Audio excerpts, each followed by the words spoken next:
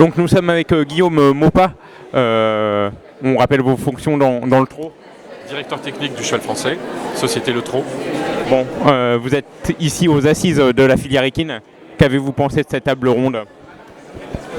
Cette table ronde était tout à fait intéressante. Je pense que le sujet aujourd'hui qui a été traité est majeur. Il fait partie de notre environnement.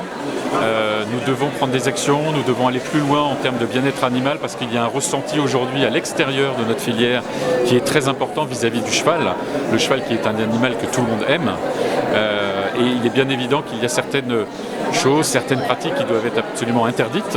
Et donc nous devons, nous, en tant que régulateurs, mettre tout en œuvre pour donner une très bonne image, très belle image, à la fois du métier d'entraîneur, de ceux qui s'en occupent, et puis aussi de l'organisation des courses.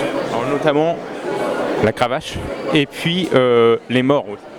Bien évidemment, nous avons instauré au sein de notre société une commission du bien-être animal qui a réfléchi sur beaucoup de questions, notamment sur l'utilisation de matériel qui pouvaient être considérés et qui sont blessants pour l'animal.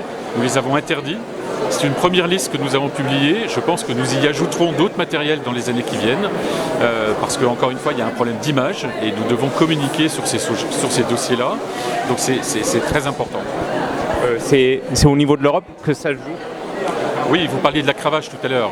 Bien évidemment, c'est quelque chose qui est très spectaculaire, la cravache.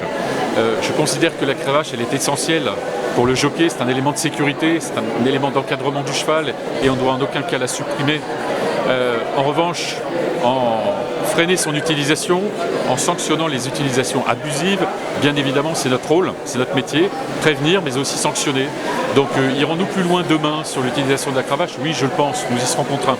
Alors, quels sont les matériaux qu'on peut utiliser ? Pardon, j'ai pas compris. Quels sont les matériaux que les drivers ou jockeys vont... C'est très compliqué de vous répondre à cette question-là parce qu'il y a une évolution technologique en permanence. On l'a vu par exemple avec les sulky qui aujourd'hui sont en carbone alors qu'ils étaient en bois, en métal auparavant. Les sulky en métal, dans les brancards en métal que nous avons supprimés pour des questions de sécurité. Donc bien évidemment, on est très attentif à tout ce qui est nouvelle technologie. Je pense en particulier aussi au sol, au terrain sur lesquels nos chevaux courent. Nous avons mené des études avec l'INRA pour étudier la résonance de certains sols, l'abrasivité de certains matériaux. Ça, ce sont des questions aussi que nous avons à prendre en compte demain. La désertification aussi des hippodromes, hein, notamment Vincennes, là aussi, c'est important. Alors, il faut un peu minimiser la désertification des hippodromes. C'est une expression que je n'aime pas du tout. Pourquoi ? Parce que moi j'ai l'occasion chaque année d'aller en province tous les dimanches, plein d'hippodromes. Je vois beaucoup de monde aux courses. Ce sport il est encore très populaire. Il est très populaire. Et donc simplement nous organisons aussi pour le besoin du PMU, pour le besoin des opérateurs online, des courses à des horaires qui ne sont pas forcément les meilleurs pour le public. Ça nous le savons, c'est un choix, nous l'assumons.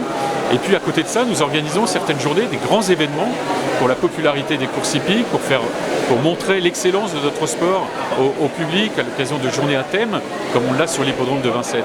Mais voilà, on ne peut pas faire des animations, on ne peut pas faire venir tout le monde tous les jours sur les hippodromes, ce n'est pas possible. Mais bien évidemment, on doit faire des gros efforts de promotion sur les journées qui sont les plus porteuses en termes de public.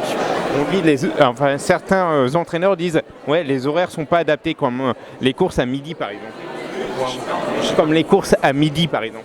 Mais bien évidemment, mais ça nous organisons ces courses-là, c'est pour le besoin du PMU, du jeu, qui finance la filière, je le rappelle, donc on peut pas passer outre. Après, il faut qu'il y ait un équilibre entre ce que l'on fait pour le jeu, pour la popularité. Ça ne peut pas être séparé. Le jeu ne sera populaire que si les courses sont populaires et que s'il y a du monde qui vient aux courses. Donc il faut un équilibre entre les deux. Je pense qu'aujourd'hui, on a trouvé cet équilibre, on peut toujours l'améliorer. Mais je crois que l'équilibre entre besoin du jeu, popularité des courses, vitrine des courses, on l'a trouvé. Le programme avant le Prix d'Amérique. Le programme avant le Prix d'Amérique, on est au début du meeting d'hiver. On va commencer le dimanche 17 novembre avec la première épreuve qualificative, le Prix de Bretagne. Donc c'est une nouvelle histoire qui va s'écrire. On ne la connaît pas encore. Je suis incapable de vous dire quel sera le plateau du Prix d'Amérique aujourd'hui. Je pense qu'on va découvrir de nouveaux chevaux. Il y a peut-être des chevaux qui vont venir de l'étranger et qui seront très bons, qui n'ont pas encore couru chez nous en France. Voilà, donc c'est une histoire qui va s'écrire sur 4 mois. Avec un final, l'apothéose, le Prix d'Amérique le dernier dimanche de janvier.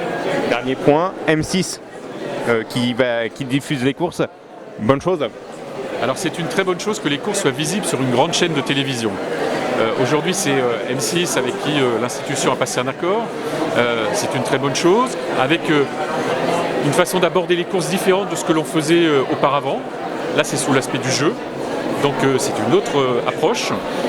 On a bien évidemment la chaîne Equidia, qui est la chaîne du cheval, la chaîne des courses, et qui retransmet de manière exhaustive tous les grands rendez-vous hippiques, et qui fait un effort de pédagogie, qui présente de très belles images, et qui met des moyens énormes sur les hippodromes pour présenter le meilleur des spectacles. Donc voilà, c'est une alchimie, mais c'est une très bonne nouvelle d'être aujourd'hui sur M6, et puis sur les outils aussi digitaux du groupe M6. C'est une très bonne chose. Merci Guillaume Maupas. Merci.